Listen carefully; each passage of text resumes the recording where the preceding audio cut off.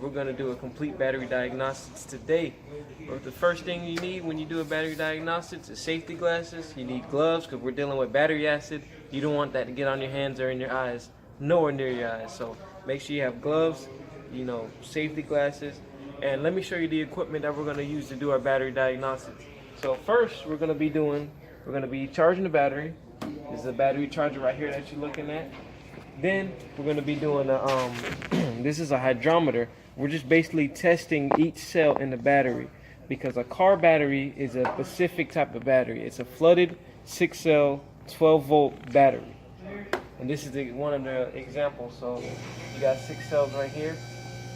Next, we have a battery conductor. This is the type of battery tester where it tests, you know, the voltage, the cold cranking amps. And so this is our conductor. This is, you know, I showed you in the previous video, this is a digital multimeter checking the voltage of the battery. And this right here is a battery load tester. This is very important to see if the battery is good or not. And so and to give you a background, what a load is something that uses voltage. So, you know, you may not know what a load is, but if you don't know what a load is something that is using voltage or using electricity. And so now let's get started on charging the battery. Okay, so we have our load tester right now. Basically, we're ready to go, set it up. And so basically what this is going to do is going to put a load on the battery, meaning that it's going to, you know, basically use the voltage that the battery has. And basically right now the battery's at 12.12 even volts, and that's good, but it's not supposed to go under 9.6. If it goes under 9.6, when we put this load on the battery in just a moment, replace it. Is this bad battery. And this amps right here, we zeroed it out, but you see this little device right here, this is measuring the amps around this wire right here. It's like it's a magnetic field around this wire, and we're just measuring the amps. We already zeroed it out with the machine here. And so normally what you would do when doing a load test is you would see it's a little upside down, the battery's upside down, but try to turn the camera for you. But basically you would measure the cold cranking amps and divide it by 2 and put a load on it. But for testing purposes, we're gonna put it to 200 cold cranking amps. But when you're doing this, like for your own car, check what the battery says, check your cold cranking amps, and divide that by 2, so you can have a more precise test when your own personal battery when doing a load test. But for testing purposes, we're gonna do it to 200 cold cranking amps. So it's not supposed to go under 9.6 volts. If it does, it's a bad battery.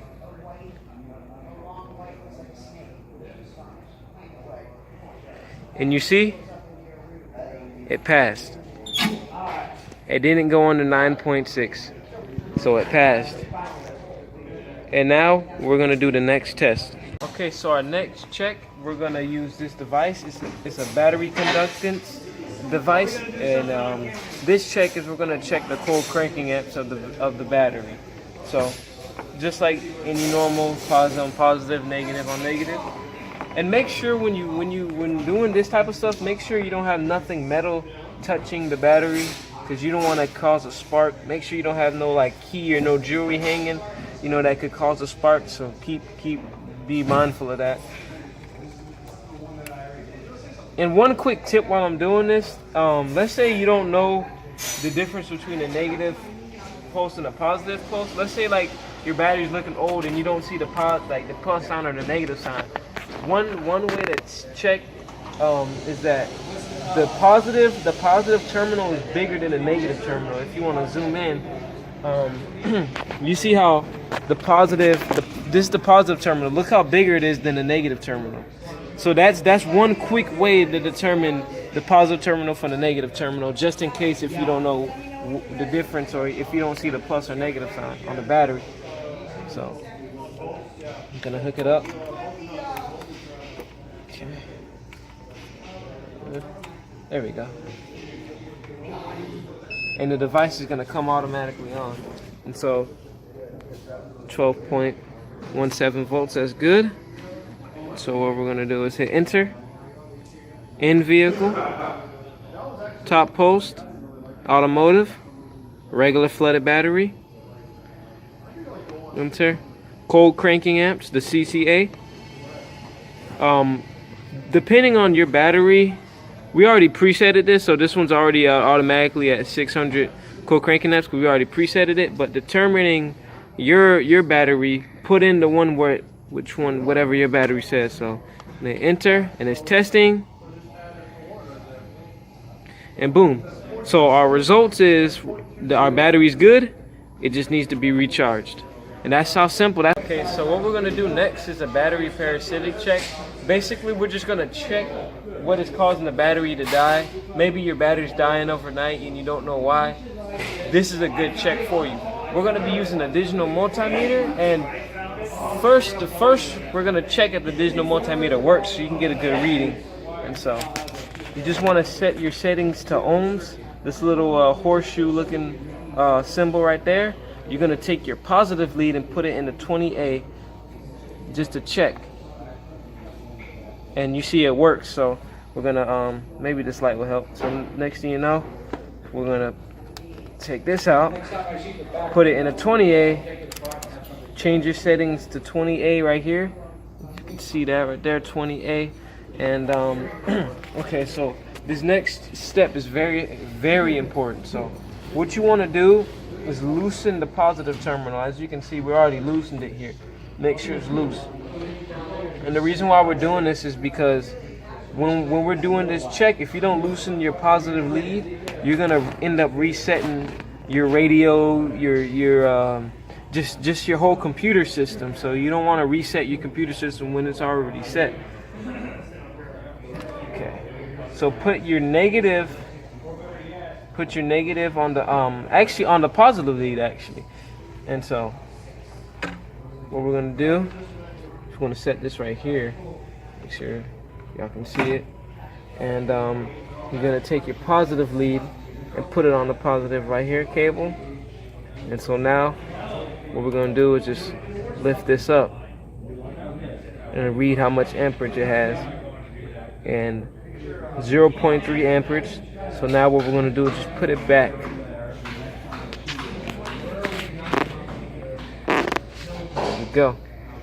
And we're good to go. Okay, so now we're gonna charge the battery. You got your battery right here, charger. Not the battery charger, but so put your positive lead on here. Like so. And instead of putting your make sure that's good. And instead of putting the negative right here, just find another metal piece of metal or a common ground where you can put it on for safety precautions. So this looks like, you know, right here is the good piece of metal. Connect it right there. Follow me. Plug it in. Now you got 3 settings. You got auto charge, you got manual charge, and you got boost mode. But what we're gonna do, we're just gonna put it on auto charge. It's kind of already set. Everything, the settings already set. Auto charge. This is just a fast charge, quick charge. So you set it, start, and it's charging. And basically, then you kind of self-explanatory. Take, you know. We still got to do that. You stop it, take everything out. No, stop it, unplug it, and then take your positive and negative. Now we're about to do the parasitic Hydrometer check. We'll edit that. We'll edit Okay. that. We'll edit that. Make sure it's off. They're clearing. Now, our last check, we're just doing a battery cell check with a hydrometer right here. And basically, when we're doing this check, make sure your battery is fully charged. This battery is fully charged, so we're good to go. And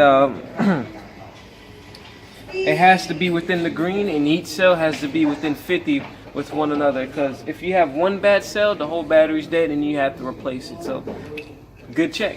So now, basically, I'm just gonna do one battery cell check just to give you an example. You know, squeeze in there, and the battery cell is good. It's in the green. It's within the range that we're supposed to have. So if all your battery cells are like this, you have a good cell. and you have a good battery. And I just want to say, before we close off the video, thanks for watching. I hope this test helped you out. If there's any other tips that I haven't mentioned, go ahead and mention it, and stay tuned.